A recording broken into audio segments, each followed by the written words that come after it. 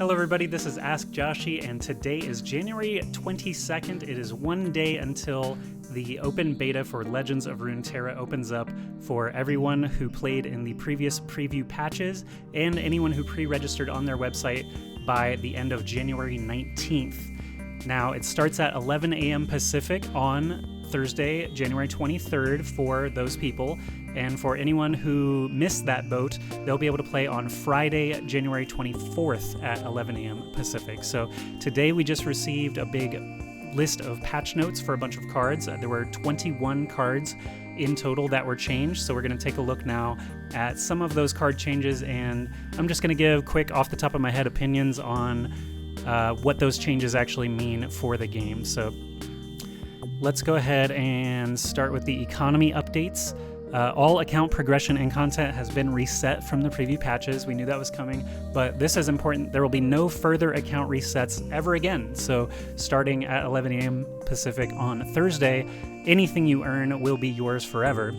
They've updated coin price points and purchasing power. So there's a lot of text here basically just saying they tweaked the amount of coins that you get per US dollar, and as a result they've changed the cost of champion wildcards and other things, the shards value of things as well. So things like getting a fourth copy of a card will now you'll receive a different amount of shards than you would have in the preview patches. Shard values, content prices, Vault Expedition and Prologue General chests have all been updated. You can actually get an expedition token in your level 10 weekly vault rewards, which you were not able to do that before. They've replaced a champion card, random champion card, with an expedition token, which I think is a better value. And they've updated XP rewards, etc., and you get more XP from losses, bonus XP for your first few wins of the day as well. So lots of little changes on XP and coin economy. So I believe now $10 gets you 1,000 coins, and a champion wildcard is 300 coins. So you can get 3 champions for $10 essentially, just to start off. Friends list chat and challenge. Friends list added. Lets you see players in League of Legends, so you can talk to them as well and say, hey, come on Runeterra and let's fight. Friend chat added, friend challenge added. You're going to be able to duel people that are on your friends list. You pick a deck, they pick a deck. You just play a best of one, and then I presume you basically can decide if you want to keep playing, switch decks, things like that after the game ends. Social panel is a bit of work in progress. It is open beta, so definitely expect things to be incomplete or not quite as robust as you might expect in the future. Looks like, block lists, notifications, things like that. Lots of just communication and community things. Boards and Guardians, they've added a new collections tab, so we know that you'll be able to spend real money on boards and Guardians. There's 6 new region-inspired boards for the 6 regions that are in the game: Hall of Valor, Reckoner's Arena, Iceborne Peak, Clifftop Monastery, Hextech Lab, and Cursed Ruins. So if you have a favorite region, now you can sort of match up. Freljord, Iceborne Peak, obviously Hall of Valor, Demacia. I would say, Hextech is Piltover and Zaun, etc., etc. Cursed Ruins, Shadow Isles, blah, blah, blah, blah, blah. Ionia, and Noxus. 3 new Guardians. T-Hex is a little robot dinosaur guy. Gromp Jr. is a frog boy, and the Scaled Snapper is actually one of the cards in the game, and he's like a little feathery reptilian sort of guy. But here is the juicy stuff, the card updates that we were looking for. So lots of changes on Anivia. Let's read their reasoning here.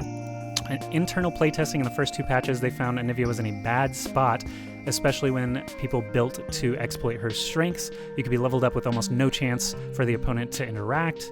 So they're preserving the copy and sacrifice synergy while giving opponents a more consistent opportunity to react.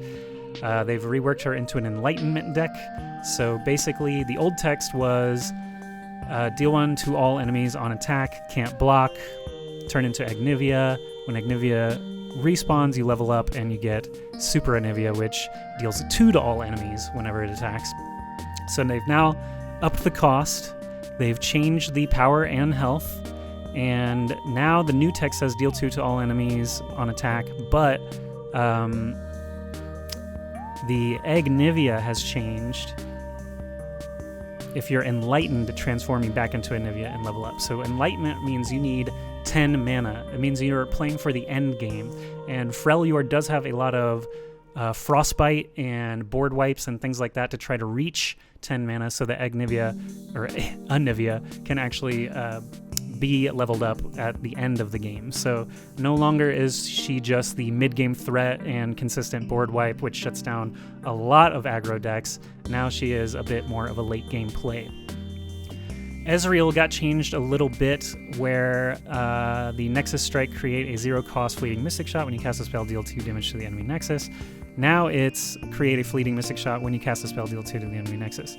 That doesn't seem to have... Oh, it's the 0-cost bit. The fleeting Mystic Shot now costs 2 mana instead of being free. So that's level 2 specifically. After Ezreal levels up, he used to get free Mystic Shots from hitting the enemy Nexus. Now he gets 2-cost Nexus Shots that you can still only use that turn. So it says he was slightly too consistent at immediately ending games. They wanted to add more suspense to when he hits level 2 by increasing the cost of that extra damage. Vladimir, in general, I think Ezreal was in a pretty good spot. I don't think he necessarily needed the nerf. I never really felt oppressed by Ezreal. He was kind of scary, but this actually just makes him easier to deal with and still pretty powerful. Definitely a nerf. I mean, no two ways about it, but all in all, I think it's an okay change. I'm not really bothered by it. Vlad's level up progress was weirdly inconsistent across copies of himself. This small buff corrects that issue.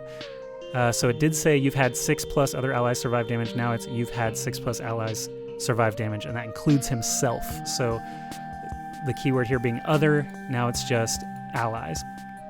Now he can level himself up. Tryndamere, level 2 specifically, had Overwhelm, Fearsome, and Tough. They've gotten rid of the Tough, so you don't have to deal 10 damage to him. You can only deal 9 and still kill him. It says Tryndamere was a tad too difficult to deal with level 2 and constrained the window of interaction to deal with him. Actually, Toughness does negate 1 damage from all sources of damage, so dealing 2 to him would only deal 1, dealing 3 to him would only deal 2. You can do a lot more little chunks to kill him rather than one big blast or something like that. He was just a pain in the butt, and he was also, it says, it's going to make the Barbarian King a bit less tyrannical in expeditions. My only 7-win expedition had Tryndamere just dunking on people with Darius, so makes sense to me. Followers and spells. Battlesmith has only just changed rarity, and it's an aim changed at expeditions where Demacia and elites were overperforming. You could go mono Demacia and actually get a pretty strong deck with these battlesmiths only at common. You could jam lots of battlesmiths, and now you're going to be not able to really do that as much. You can still get your 3 battlesmiths for your standard deck, but he's just a little bit weaker in the expedition draft modes. Fleet Feather Tracker. Old text had Challenger. Now it's when you summon another ally, grant me Challenger. I think a 1 cost with automatic Challenger was pretty darn good.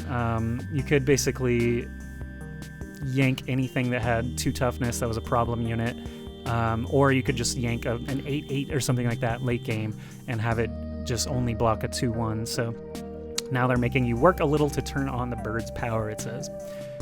Pretty big nerf, pretty significant nerf to the Fleet Feather Tracker for Demacia.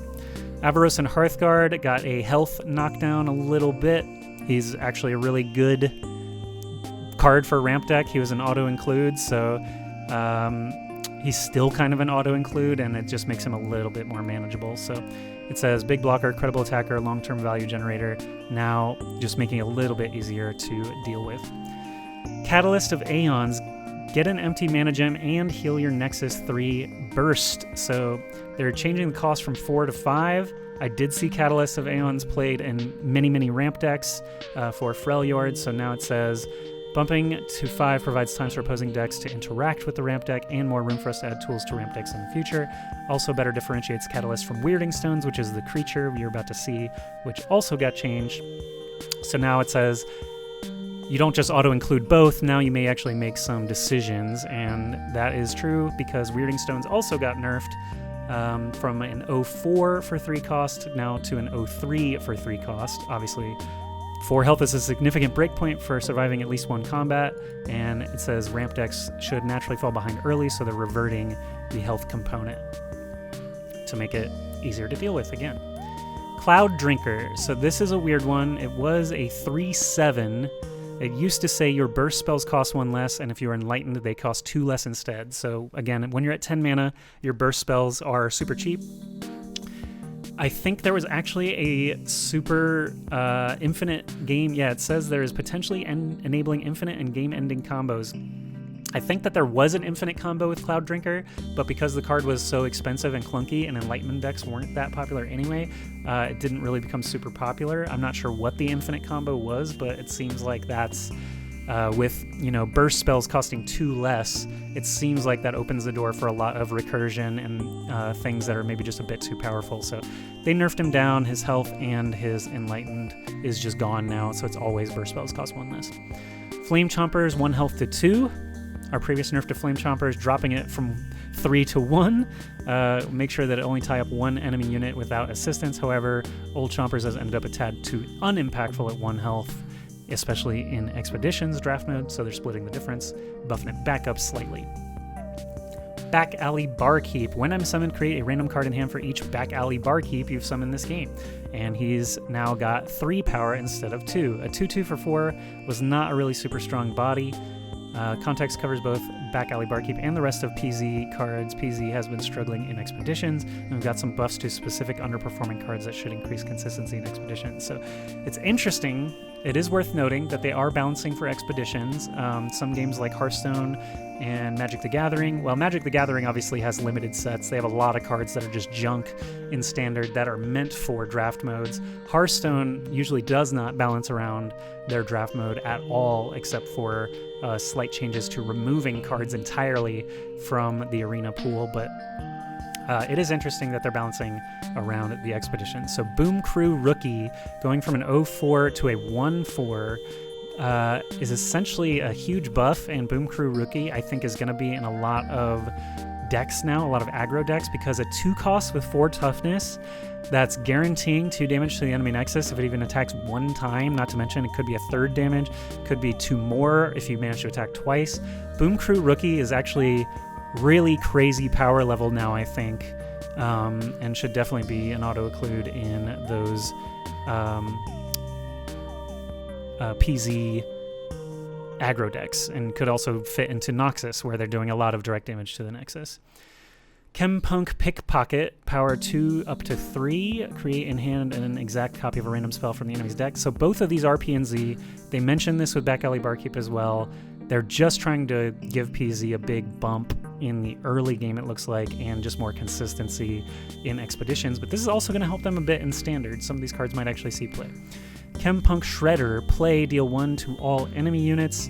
Got a slight buff. Again, it's a PZ card that was probably just not chosen super often.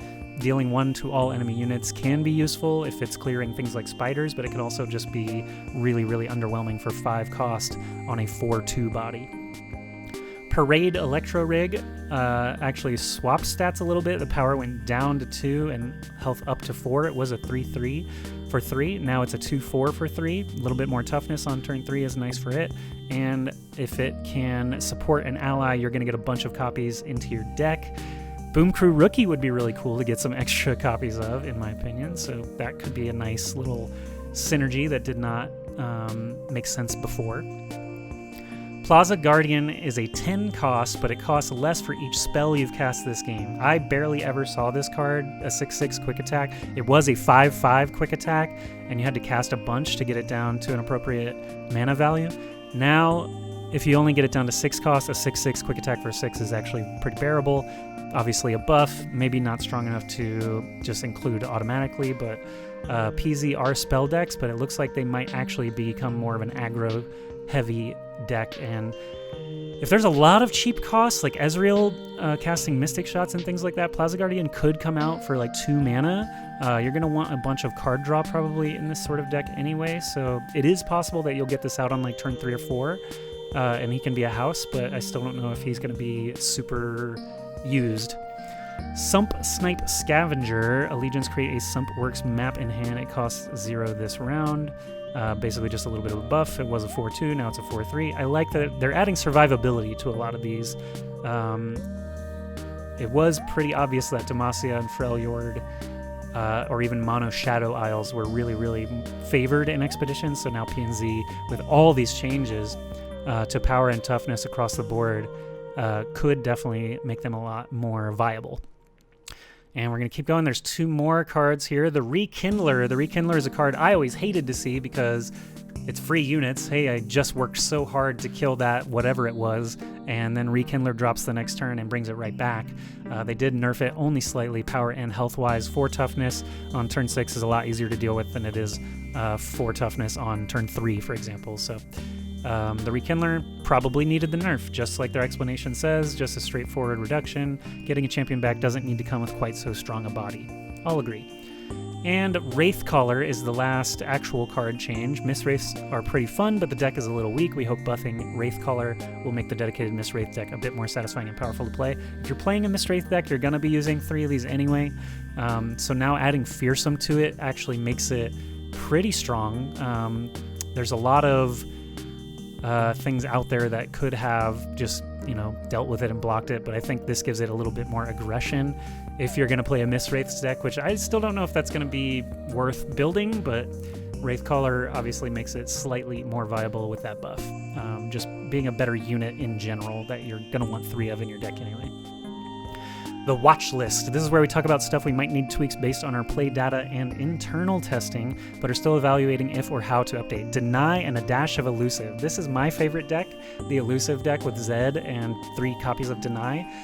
Deny is a key card that helps keep Runeterra an interactive game, but its sheer efficiency can also create the opposite effect where it feels like you can't interact. So I obviously understand that. I've shut out a lot of games with Deny, with that deck. Basically, if you draw it any time before, turn 5 or 7 or your 3rd or 4th attack round, you can hold that Deny and almost guarantee that you can push lethal damage by that point in the game.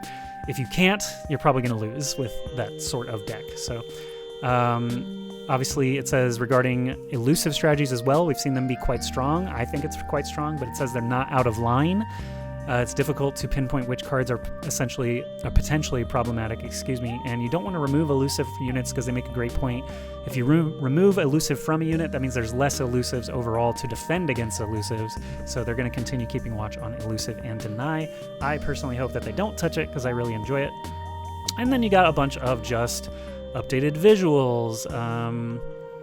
Play is now summon, can be profitably cloned, resurrected, etc. Oh, okay, so these are actually... Greenglade Elder and Legion General have slightly changed from play to summon, so now when you resurrect or clone things, they get their benefits on entering the battlefield, so that's interesting. That's actually... I would probably put these in the card changes above as well, because that is significant. Now resolves when target doesn't die, still fizzles if target is removed. Glimpse Beyond, Atrocity, and Ethereal Remitter. So... now resolves when target doesn't die like Trinity. Okay, interesting. Can now be played with a full board of units. Conspirator, Ravenous Butcher. Oh, because they either bounce or kill things. Makes sense. I like that because it's very frustrating if you have 6 units and you just want to kill one of them to put in a larger unit. With these things specifically, it made sense logically to me to be able to play it onto a full board of units, but now they are actually able to do it. Now requires an open unit slot. Possession apparently did not require one before, now it does. Ready your attack is now Rally, keyword, on Katarina, Lucian, Garen, etc. Also now takes a break on rounds where you already have an attack token. Okay. Relentless Pursuit, yeah. So, ready your attack, they've essentially just made it an easier keyword. It's now Rally. So, on your opponent's turn, if you do these cards' effects, you can actually still attack on your opponent's attack round, and then your next turn, you'll be able to attack again. So, very powerful ability. Keyword, just a name change. Text updated for clarity on Shark Chariot and the Rekindler. Also received stat changes. We saw that before. It's a 5/5 down to a 4/4. And a rarity shift.